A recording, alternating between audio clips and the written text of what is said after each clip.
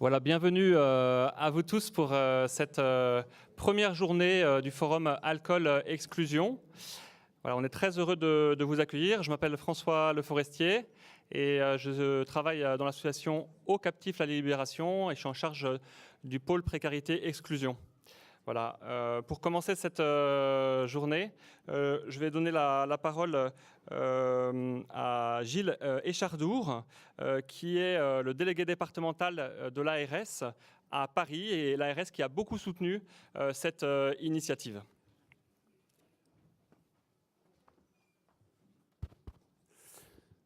Bonjour, donc je suis le délégué de l'ARS de Paris, Gilles Échardour, et mes premiers mots vont être de remerciement pour tous ceux qui ont rendu cette journée possible.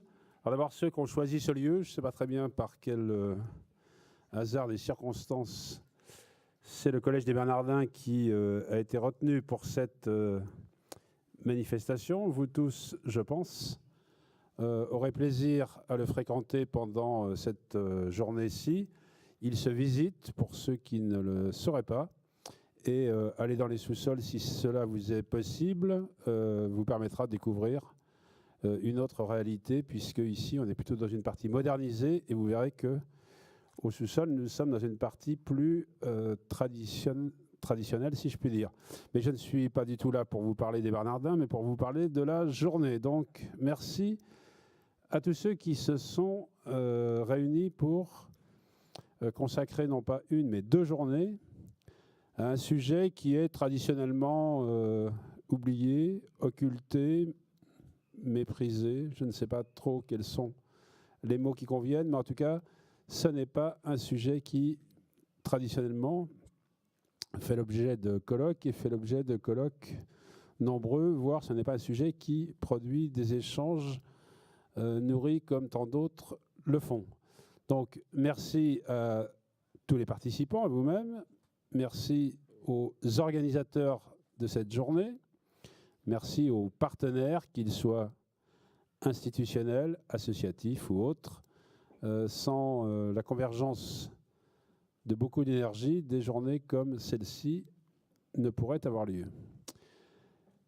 Je ne sais pas s'il faut conclure avant d'avoir échangé, mais il me semble que le mot que l'on pourrait retenir comme thème transversal de toutes ces journées, c'est le mot réconciliation. Réduction des risques et prise en charge de l'alcool sont des concepts qui n'ont pas fait souvent bon ménage ensemble. Ils se sont ignorés, ils se sont parfois méprisés.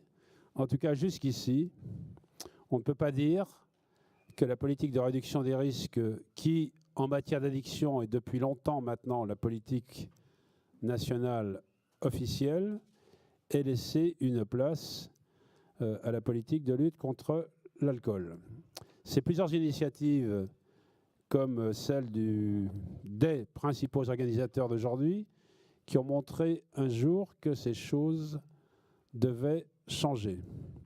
Elles doivent changer parce qu'il n'y a pas de raison qu'il y ait une politique de réduction des risques pour tout et une autre, finalement, pour la dimension alcool. Donc, cette réconciliation va avoir lieu, j'espère, sous nos yeux, avec vos contributions. Le vœu que je forme, c'est que cette réconciliation soit la plus forte possible et avec peut-être une envie qu'elle soit totale et complète. À nouveau, en vous remerciant tous, j'espère que vous aurez la capacité à nous montrer que cette réconciliation est en marche. La facilité d'avoir recours à cette expression est grande, mais je ne m'en prive pas néanmoins. Bonne journée pour vous aujourd'hui.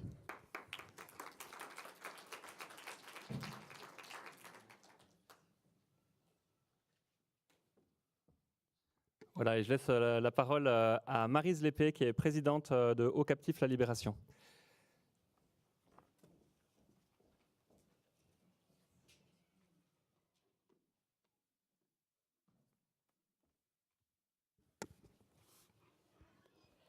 Bonjour à toutes et à tous. Quelle belle assemblée, j'ai envie de dire, d'entrée de jeu. Je suis très heureuse de vous saluer. Vous tous, les intervenants en matière de prendre soin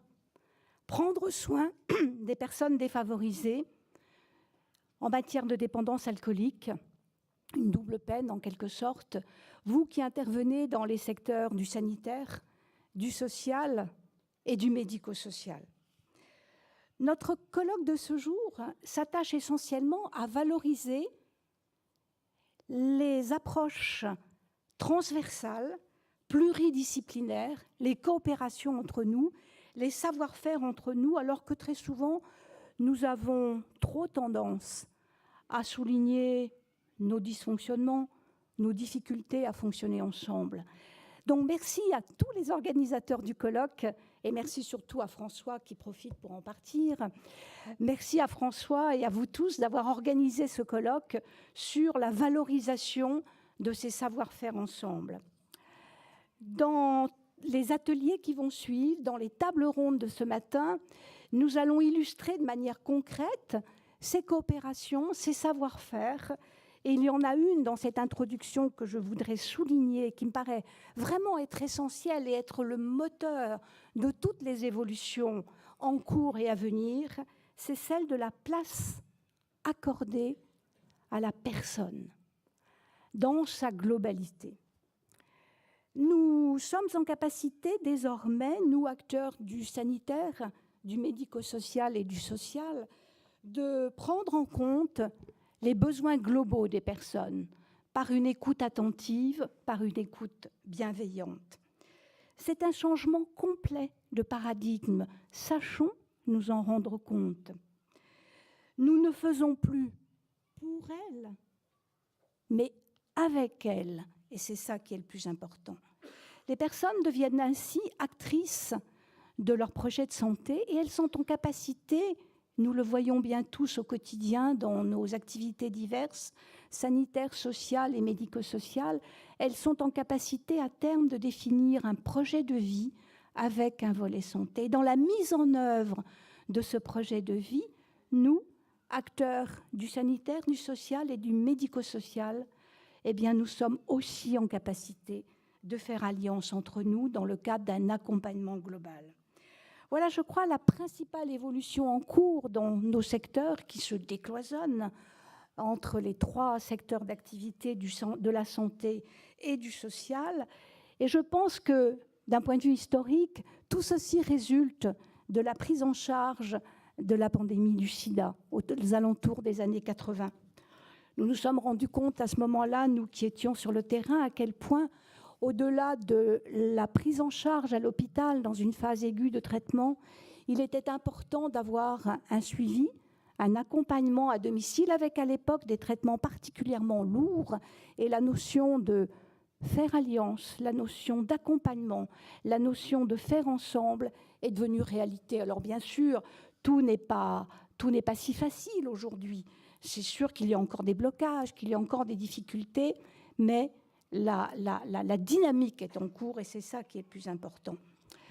À l'heure d'aujourd'hui, dans cette coopération dont nous allons voir des illustrations tout au long de la journée, nous avons des différents outils. Alors nous connaissons tous les permanences d'accès aux soins de santé dans les hôpitaux que j'ai eu le plaisir d'expérimenter en Seine-Saint-Denis à l'époque. Les permanences d'accès aux soins de santé qui permettent aux personnes démunies d'accéder à l'hôpital en matière de droits, en matière de soins. Les appartements de coordination thérapeutique, les lits halte soins santé et les postures d'aller vers. La posture d'aller vers, qu'il s'agisse des équipes mobiles santé-précarité, nous connaissons tous à Paris les équipes du docteur Mercuel de Sainte-Anne, les équipes de liaison en addictologie, on va avoir une illustration tout à l'heure de ce qui se passe dans notre centre Marcel Olivier avec une équipe d'intervention en addictologie. Et demain, dans les outils de coopération, dans les outils de transversalité, c'est forcément, c'est obligatoirement les parcours de santé. Les parcours de santé qui vont encore plus loin que cette notion de coopération telle qu'elle existe aujourd'hui. Parcours de santé qui permettent l'inclusion sanitaire, qui permettent de lutter contre l'exclusion sociale et qui vont devoir proposer à chaque personne accompagnée, qu'elle soit personne âgée, personne handicapée, qu'elle soit en situation de difficulté ou simplement un malade, eh bien une chaîne de prise en charge qui promulgue vraiment l'alliance entre l'ensemble des acteurs. C'est le point clé du programme régional de santé qui est en cours de définition à l'ARS. Ce n'est pas un rêve pour nous. Sachez que c'est un devoir d'aller chacun dans sa spécialité, chacun là où il est, d'aller dans ce sens-là. Je vous remercie pour votre présence. Comme je le disais tout à l'heure, je nous souhaite à nous tous des échanges aussi fructueux que possible, aussi féconds que possible, aussi bienveillants que possible, qui vont vers ce décloisonnement total. Merci à tous et bonne journée.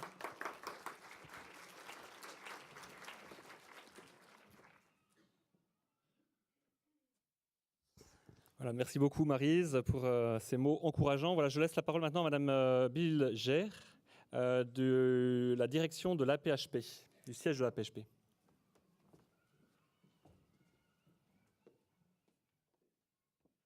Bonjour à vous.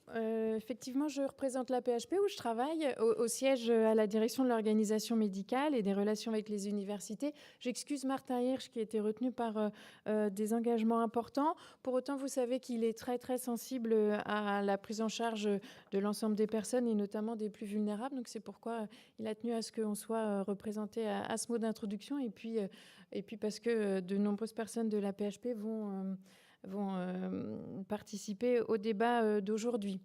Donc, je vous redonne juste quelques indicateurs de santé. Vous les connaissez, mais vous savez que la France est le 6e pays consommateur d'alcool sur les 34 pays de l'OCDE, que les personnes les plus vulnérables sont particulièrement concernées par les consommations d'alcool, puisque parmi les personnes qui travaillent à la rue, on estime qu'il y a 32 personnes qui ont un trouble psychiatrique sévère, 25% des personnes qui n'ont jamais eu de recours aux soins et que la moitié de ces personnes ont des conduites addictives. Donc on voit bien la prégnance de la problématique et du coup l'urgence de s'attaquer ou de prendre en compte cette problématique. On nous dit aussi que les campagnes de prévention, elles sont d'autant moins efficaces que les populations sont vulnérables.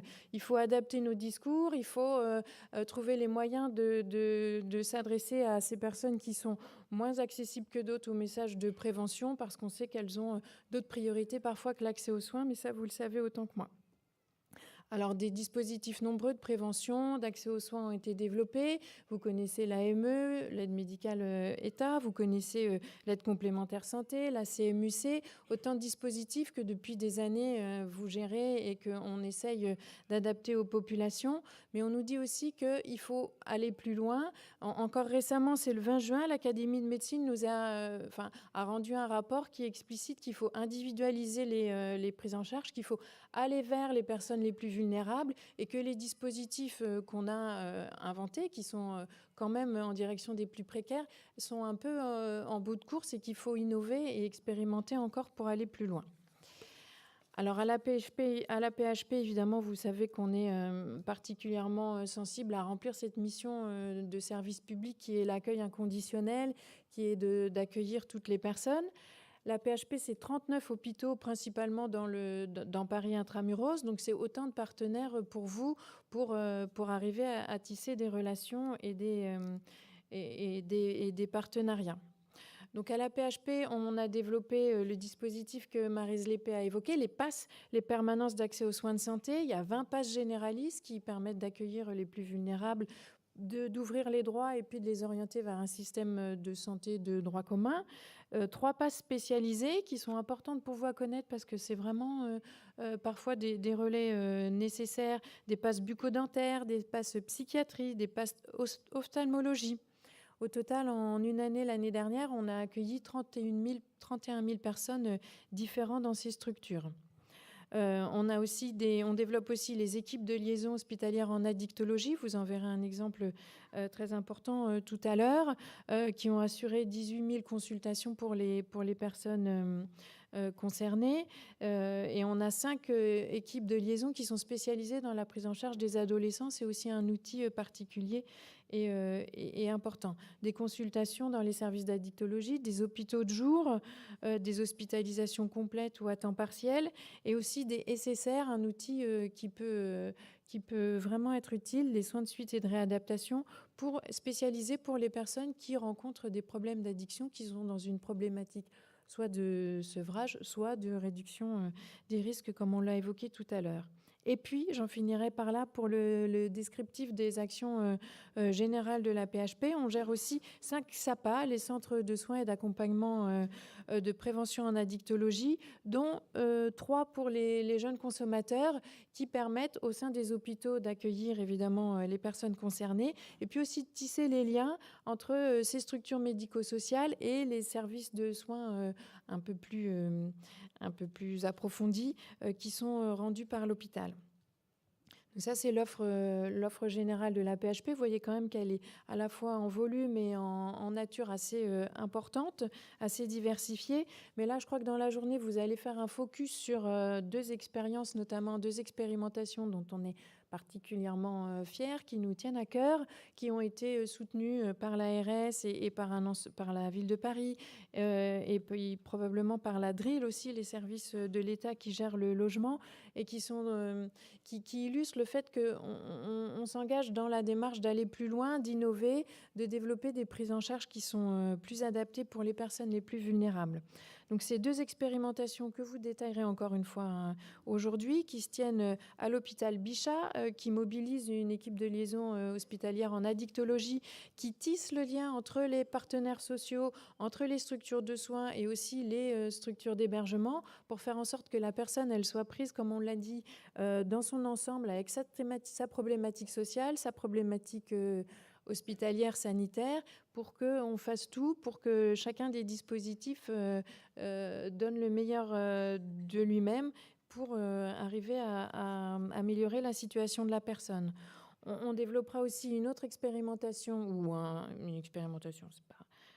expérience, un dispositif à l'hôpital Fernand Vidal, avec des lits d'hospitalisation qui sont dédiés à l'aval des urgences. Vous savez que notamment dans les hôpitaux du nord de Paris, on a beaucoup de personnes qui se présentent aux urgences avec des problèmes de dépendance à l'alcool. Eh bien, on a imaginé un dispositif directement à la suite des urgences pour accueillir ces personnes et mettre en place, si possible, le mieux possible, en partenariat justement avec le social, un programme de soins qui dure sur le temps pour les personnes les plus concernées.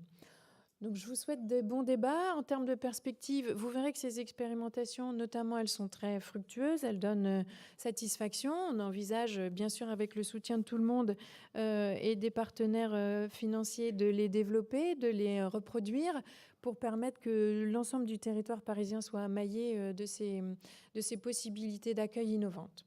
Donc, je vous souhaite une journée intéressante et productive, mais je n'en doute pas.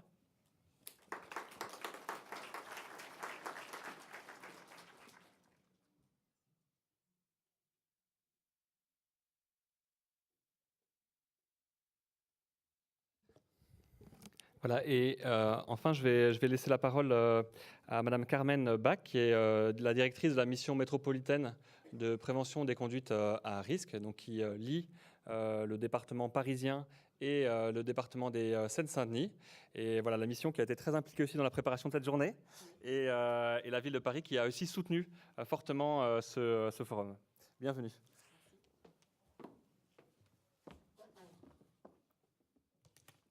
Merci, bonjour à tous. Je suis très impressionnée du nombre de personnes dans la salle et ça me fait très plaisir de voir que cette thématique fasse venir autant de monde.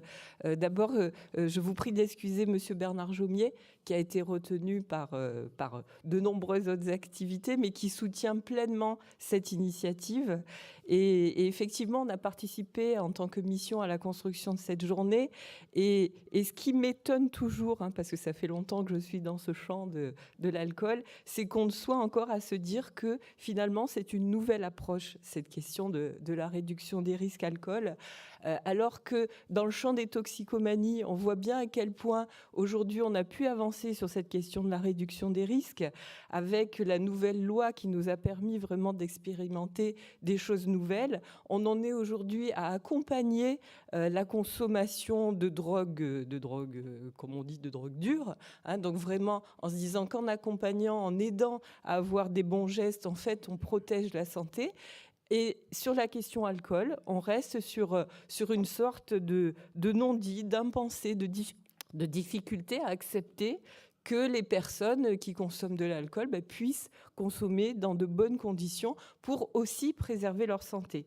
Donc c'est vrai que je suis contente de voir qu'on est aujourd'hui aussi nombreux pour y réfléchir et qu'enfin peut-être on va arrêter de dire que c'est une nouvelle approche et se dire que finalement consommer de façon modérée et dans un espace où finalement on n'est pas obligé de consommer massivement avant de rentrer dans un hébergement, eh bien c'est aussi une façon de préserver sa santé.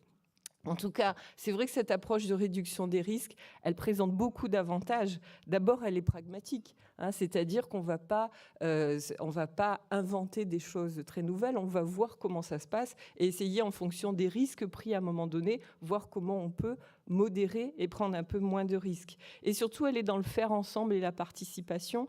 Donc, je suis très contente de voir qu'aujourd'hui, on va être très nombreux à faire ensemble et à participer. C'est-à-dire que chacun, on va vous présenter des expériences et on va voir comme chacun, dans les lieux d'hébergement, que ça passe par le cuisinier, par le gardien, ou chacun, ou l'usager de l'hébergement lui-même, chacun est vraiment concerné par cette approche de la réduction des risques. Et aussi, on est dans l'aller vers. On est dans l'aller vers, aller associer ces personnes, travailler avec elles et voir comment on peut créer des espaces de proximité encore plus grandes.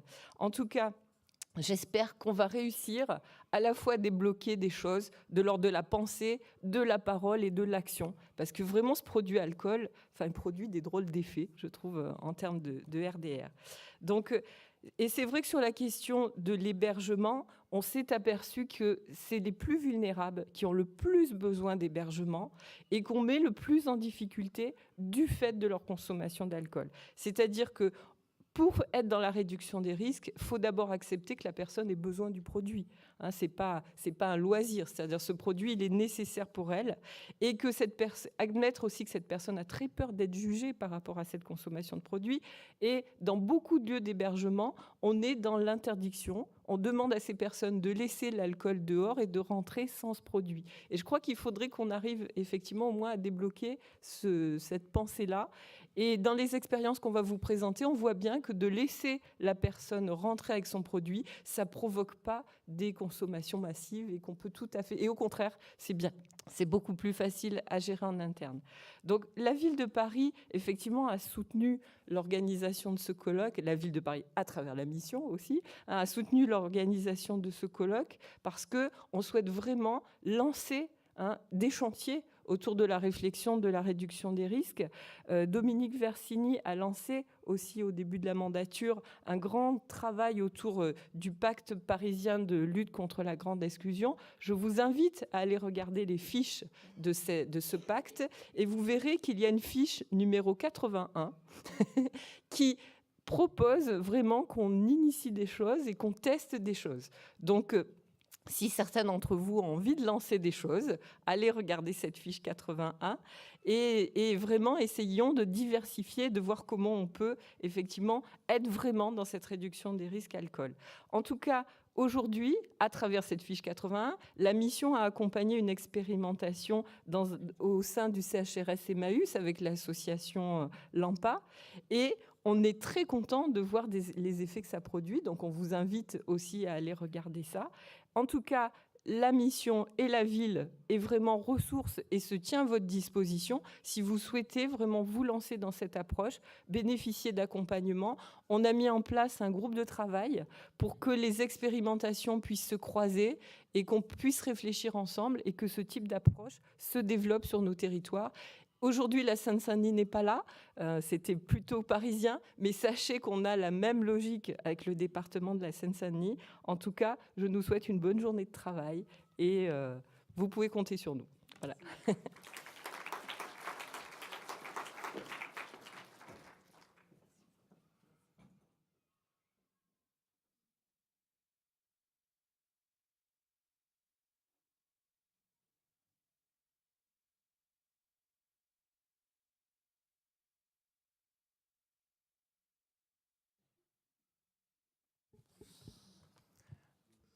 Voilà, alors avec Catherine Pécard, que vous connaissez peut-être, qui est directrice de l'association Charonne, nous allons co-animer cette journée. Et on va, avant de rentrer dans le vif du sujet, dans les 3 tables rondes de la matinée, vous présenter un petit peu cette première journée. Et je vais laisser Carmen présenter Moi, c'est Catherine. Catherine. Ah oui, pardon. Carmen, elle est là. Merci pour le petit fou rire, ça permet de décompresser. Vous savez, quand on organise une journée comme ça paraît tout bête, mais en fait, c'est pas mal de complications. Donc, pardon, Catherine. Catherine, qui va nous présenter l'origine et puis les objectifs de ces 2 journées de forum. Bonjour à tous, merci de cet honneur. En fait, je remplace ici Eric Ispar, qui devrait être avec vous, mais qui est souffrant et qui donc n'a pas pu faire cette ouverture. Et je le remplace, pas complètement au pied levé, mais presque quand même, pour avoir essayé de participer régulièrement à un groupe de travail exclusion et alcoolodépendance qui se réunit depuis plusieurs mois et qui a été à l'origine de ces journées de forum. Dans ce groupe de travail pluriprofessionnel, pluri-institutionnel, il a été nettement mis à jour le besoin de mieux prendre en compte les problématiques addictives à l'alcool dans le public en grande exclusion, et pointer les difficultés pour les équipes d'intervention sociale à faire face aux difficultés de ces publics, mais aussi les capacités de certaines équipes à expérimenter des nouvelles voies qu'il s'agit de diffuser, partager et répéter sous une forme adaptée dans chaque contexte.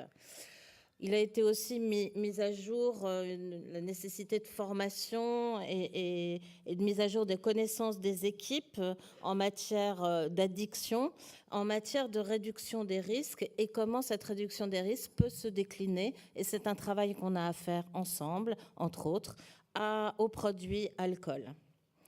Ce forum veut donner de la visibilité à ce qui se fait déjà, aux nouvelles pratiques, faire toute la place à l'expertise, à l'expérience des personnes concernées, on les appelle patients, usagers, personnes vivant avec un problème d'addiction, et prendre en compte les spécificités de chaque territoire. C'est pour ça que la journée est organisée aussi avec cet axe territoire pour stimuler les travaux ultérieurs et catalyser les ressources potentielles.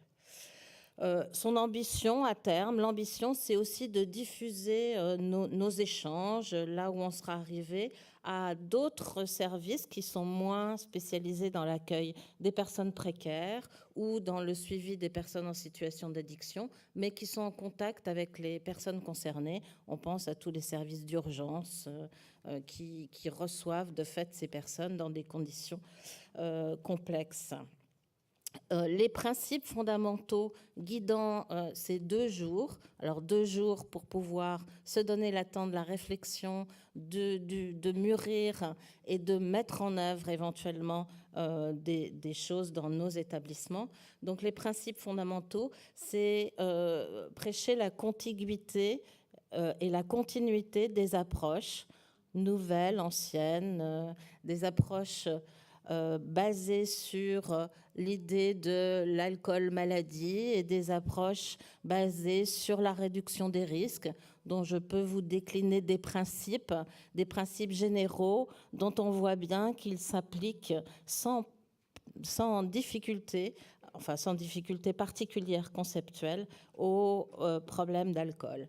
une approche pragmatique visant à diminuer les dommages pour la santé et la vie sociale des personnes.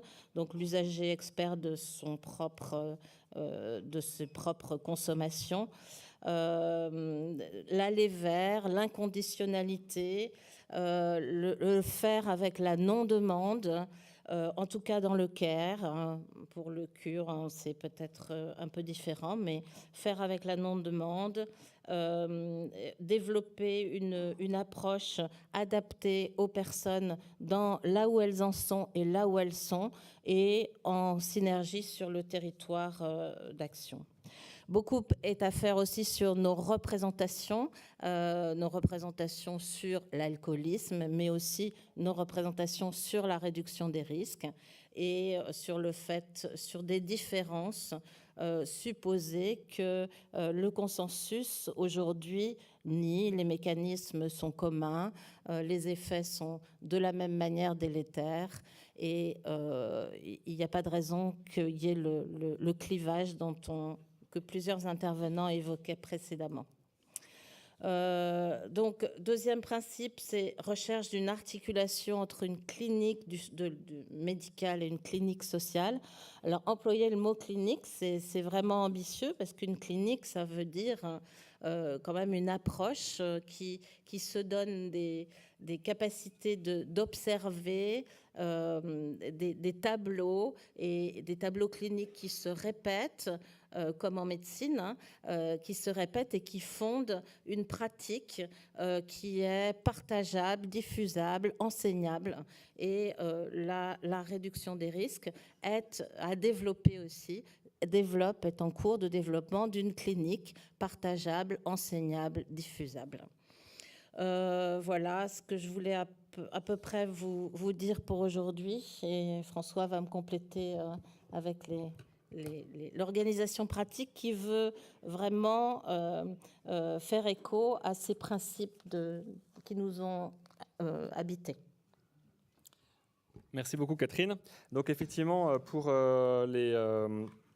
l'organisation pratique de notre journée, voilà plusieurs points importants qui vous permettront de bien vous repérer aujourd'hui. Le premier, c'est que vous avez dans votre pochette qui vous a été donné à l'entrée le programme de la journée. Hein. Vous voyez bien qu'on a une partie en matinée qui est davantage une partie de découverte d'expérience et puis d'écoute aussi de témoignages. Et puis ensuite, vous avez aussi un autre point important, c'est le badge que vous avez. Voilà, il est important de bien le garder parce que c'est ça qui nous permet d'assurer aussi la sécurité du lieu. Et c'est important aussi qu'à la fin de la journée, quand vous allez partir, que vous remettiez votre badge à l'entrée pour qu'on puisse le réutiliser la deuxième journée, qu'on ne soit pas obligé de refaire une nouvelle édition de badge.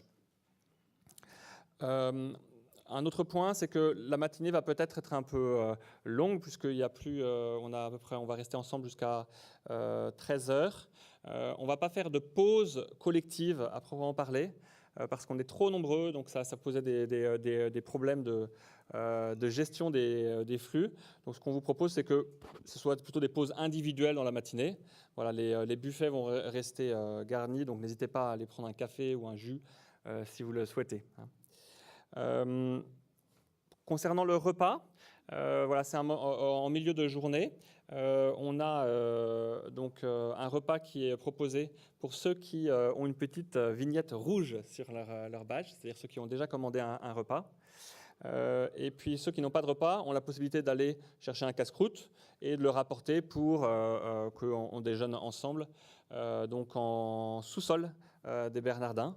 Et ça sera aussi l'occasion de découvrir autour de stands plusieurs initiatives qui vous seront présentées ou qui auront déjà été abordées peut-être dans la matinée, que vous voudrez comprendre mieux. L'après-midi, là, on est par territoire de santé. Donc, vous remarquez sur votre badge que vous avez un petit trait de couleur.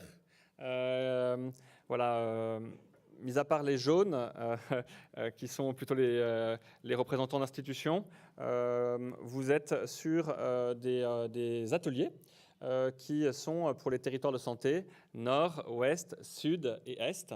Et durant ces ateliers, là, il y aura davantage de possibilités d'interaction en reprenant des éléments qui auront été partagés durant la matinée. Voilà, donc pour l'instant, je sais, il y a 2 salles en fait ce matin, le grand auditorium et le petit auditorium. Donc voilà, comme il y avait beaucoup d'inscrits, on s'est répartis sur ces 2 salles et il y aura possibilité de poser des questions lors de chacune des tables rondes. Donc les intervenants parleront et puis ensuite il y aura 20 minutes, une demi-heure pour poser des questions. Un micro passera dans la salle. Et on pourra poser des questions à partir de cet auditorium et à partir de l'autre aussi, où les échanges qui vont avoir lieu maintenant sont retransmis. Voilà, écoutez, on vous souhaite une très très bonne journée. Voilà, en espérant que ça soit l'occasion de prendre le temps du recul par rapport à nos pratiques qui sont souvent pas mal à la chaîne, généralement dans nos services. Eh bien, ça y va. Donc là, on a l'opportunité d'avoir une première journée qui nous permettent de réfléchir. Et c'est important de réfléchir. Voilà. Bonne journée à vous et merci encore. Ouais.